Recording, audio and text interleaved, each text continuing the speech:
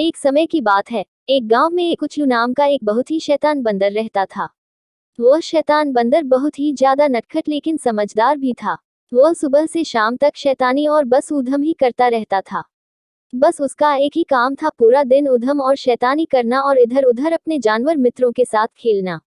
कभी इस पेड़ से उस पेड़ तो कभी इस डाल से उस डाल कूदता रहता था।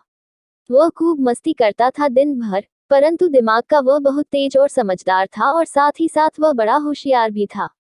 उछलू खूब दिमाग वाला था। उसे प्राकृतिक दृश्य बहुत ही ज्यादा अच्छे व बहुत ही खूबसूरत लगते थे। कल कल बहती नदी के किनारे वह घंटों बैठा रहता था। नीले जल को निहारता रहता था और उछलती हुई लहरों को देखकर खुश होता रहता था।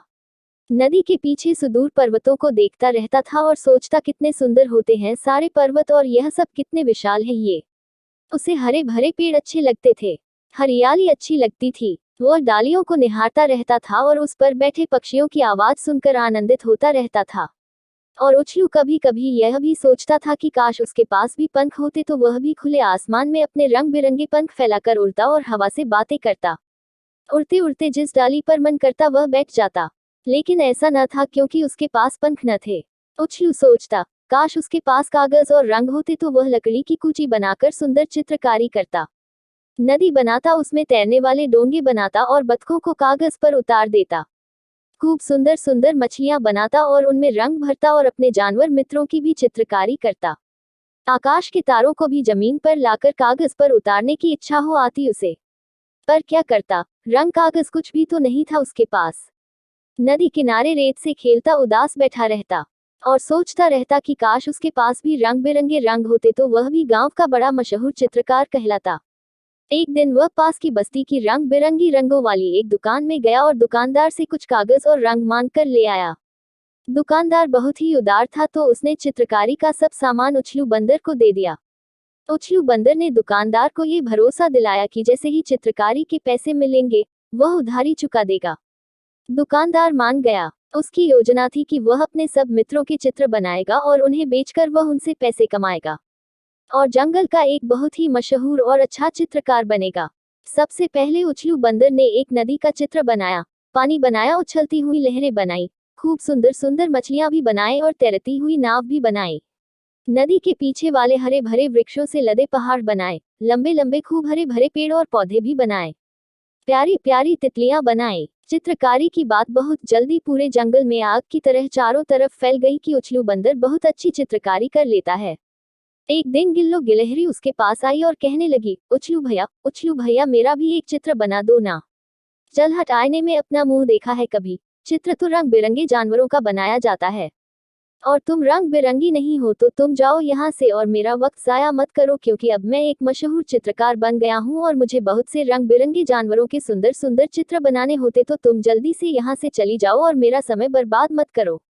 उछलू बंदर ने चिढ़ते हुए और इठलाते हुए जवाब दिया, भैया मैं भी तो रंग बिरंगी हूँ, चिकना शरीर, सुंदर प्यारी पूंछ, कोमल त्वचा, और क्या चाहिए आपको मेरा एक अच्छा सा चित्र बनाने के लिए? गिल्लो इठला कर बोली, ठीक है आजा, अब नाराज ना हो, यहाँ बैठो, अभी मैं बनाता हूँ तुम्हारा एक अच्छा सा चित्र, परंतु चित्र बनवाने के 10 रुपए लगेंगे। क्या? किंतु मैं पैसे कहाँ से लाऊंगी? ले आना किसी आदमी के घर से, पास में बहुत से घर हैं, किसी भी घर से ले आना। उछलू बंदर इठलाकर बोला, ठीक है तुम चित्र बनाओ, मैं रुपए लाकर जरूर दूंगी। फिर क्या था, उछलू बंदर ने गिल्लो गिलहरी का भी एक बहुत ही प्यारा चित्र बनाना शुरू कर दिया। कुछ ही देर में गिल्लो गिलहरी का अनोखा चित्र बनकर तैयार हो गया। जब चित्र बन गया तो उसे देखकर गिलहरी बहुत खुश हुई और अपने सभी जानवर दोस्तों को दिखने भी लगी। उसके बाद गिल्लो गिलहरी बस्ती के एक घर में घुसी और घर के मालिक के पेंट की जेब से एक 10 का नोट ले आई और उछलू बंदर को दे दिया। ये जानने के बाद कि उछलू बंदर ने गिल्लो गिलहरी का एक खूब सुंदर सा चित्र बनाया है, बाकी सारे जानवर भी उछलू बंदर से अपना चित्र बनवाने के लिए उत्साहित हो गए। अब तो जंगल के दूसरे जानवरों में भी उछलू से अपने अपने चित्र बनवाने की होड़ लग गई। यह उछलू बंदर की चित्रकारी की खबर इतनी फैली कि यह खबर जंगल के राजा शेर तक भी जा पहुंची। बस फिर क्या था, जंगल के राजा यानी कि सरकू शेर दौड़ता हुआ उछलू बंदर के पास आया और बोला, मैं जंगल का राजा हूँ, तो तुम मेरा भी चित्र बनाओगे और मेरा चित्र बहुत ज्यादा सुंदर और अच्छा बनना चाहिए। उछलू बंदर, क्यों नहीं राजा साहब, आपका चित्र तो मैं ऐसा बनाऊंगा कि जंगल का कोई भी जानवर वाह वाह करते नहीं थमेगा, परंतु परंतु क्या उछलू बंदर, जंगल के राजा सरकू शेर ने पूछा। फीस कुछ ज्यादा लगेगी क्योंकि आप तो इस जंगल के राजा हैं, उछलू बंदर इठलाकर बोला।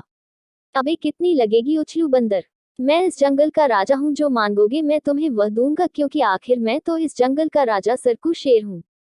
शेर ने थोड़ा अकड़ते हुए जवाब दिया। तो फिर अब मांगो कि क्या चाहिए तुम्हें उछलू बंदर। महाराज 100 रुपए ठीक रहेंगे, क्योंकि आप राजा हैं और इससे कम लेने पर आपके पद और कद का अपमान होगा, जो कि मैं या जंगल का कोई भी जानवर नहीं करना चाहता। और स्टेटस सिंबल भी तो कोई चीज है। अरे बिल्कुल उछलू भाई, 100 क्या, मैं तुम्हें 200 दूंगा, आखिर राजा हूँ, मुझे पैसे की क्या कमी। शेर अपनी तारीफ सुनकर गदगद हो गया था और अकड़कर सीधा बैठ गया। उछलू ने बहुत शानदार चित्र सरकू शेर का बना दिया। शेर पास के ही एक घर में दहाड़ता हुआ घुसा और घर के मालिक का कुर्ता उठा लाया, उसमें से 200 रुपए निकाले और कुर्ता वहीं छोड़ दिया और उछलू बंदर की फीस चुकाई। उछलू बंदर अपने नाम के अनुरूप जोर से उछलने कूदने लगा। जंगल के राजा सरकू शेर की चित्र बनाने के बाद उसने चित्र बनाने के भाव भी बढ़ा दिए। सरकू ने जब 200 रुपये दिए हैं, तो अब मैं छोटे जानवरों से 100 और बड़े जानवरों से 150 रुपये लूंगा। सुबह से शाम तक वह चित्र बनाता और अपना मेहनताना वसूलता और एक पेड़ की खोह में रखता जाता। अब तो उछलू मालामाल हो गया। उसको अपने धन की रखवाली करनी पड़ती थी। जहां दूसरे बंदर उछलते कूदते कहीं भी घूमते रहते, उछलू बंधुआ होकर रह गया। उसे डर लगा रहता कि कोई उसके रुपए न चुरा ले जाए। उसने सोचा अब वह धनवान हो ही गया है तो अब उसे विवाह कर लेना चाहिए। पास में एक बिंदु नाम की बंदरिया रहती थी। वह बहुत अच्छी और मिलनसार भी थी। उछलू सीधा उसके पास गया और शादी का प्रस्ताव उसके सामने रखा। बिंदु, बिंदु, क्या तुम मुझसे शादी करोगी? देखो, मैं जंगल का सबसे मशहूर चित्रकार जानवर हूँ, मेरे पास बहुत सारे रुपए हैं, हम दोनों बहुत खुश रहेंगे। बिंदु उछलू बंदर का शादी का प्रस्ताव सुनकर बोली कि मैं शादी करूँ, वो भी तुमसे। शादी और तुमसे? तुम जैसे धन जोड़ू से कौन शादी करेगा? बिंदु का रूखा टकेसा जवाब सुनकर उछलू को बड़ा ताज्जुब हुआ। ये सुनकर उछलू बंदर बोला कि मत कर, मुझे कमी है क्या, मैं किसी और से कर लूंगा। फिर बिंदु बंदरिया बोली कि हाँ हाँ, जा जा कर ले किसी और से शादी, क्योंकि मैं तो तुम जैसे धनवान से तो बिल्कुल शादी नहीं करने वाली हूँ, क्योंकि अगर मुझे धन ही चाहिए होता तो वो मैं खुद ही जोड़ लेती, ना कि तेरे लिए बैठी रहती। अरे हम बंदरियों को किसी की जरूरत थोड़ी है। ये सुनकर फिर उछलू बंदर बोला कि ठीक है, मत करो आप मुझसे शादी, जैसी आपकी मर्जी। इतना कहने के बाद उछलू बंदर बुक्की बंदरिया के पास जा पहुंचा।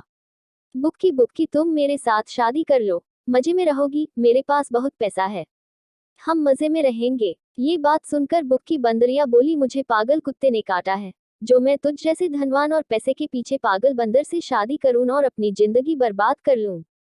चल हट यहाँ से और कहीं ठिकाना देख। बिंदु बंदरिया बोली। ये सुनकर भी उछलू बंदर निराश नहीं हुआ।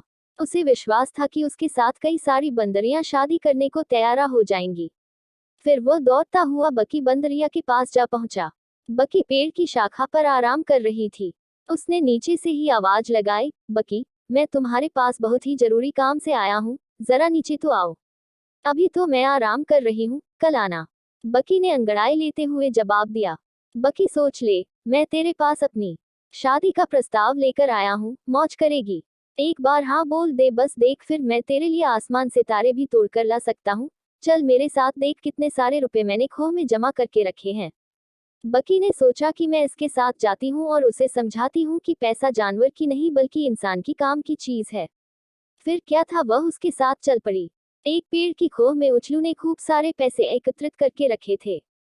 बकी जोर से हंसने लगी और बोली कि अरे पागल, हम बंदरों का इन पैसों से क्या काम, भगवान ने हमें इतने सुंदर हरे भरे वृक्ष रहने को दिए हैं, इनमें मीठे मीठे फल लगे हैं, धरती सा हरा भरा बिछौना है, ऊपर नीले आकाश की चादर है, फिर इन पैसों का तू क्या करेगा?